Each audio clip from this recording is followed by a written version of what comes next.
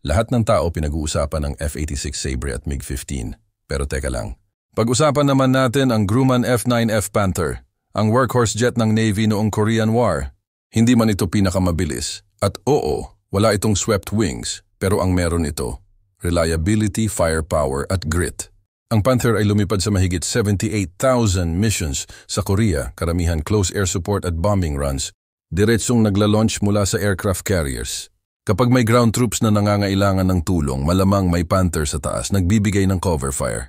May dala itong 4 na 20mm cannons at kaya rin itong magbitbit ng bombs, rockets at napalm. Hindi ito flashy, pero gets the job done. At oo, totoo yun. Si Ted Williams, Hall of Fame slugger, lumipad sa Panther bilang Marine pilot. Hindi iyan mito. Kung ikukumpara sa MiG-15, dehado ang Panther sa papel.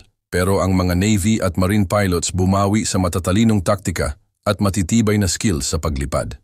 Sa katunayan, ang Panther ang may unang jet-on-jet kill ng US Navy sa digmaan. Reliable, deadly at designed for the sea, hindi man ito bida sa spotlight. Pero kung wala ang Panther, mas maraming sundalo ang di sana nakauwi ng buhay. Tandaan ang pangalan, F-9F Panther, tahimik na alamat ng Korean skies. Thanks for watching.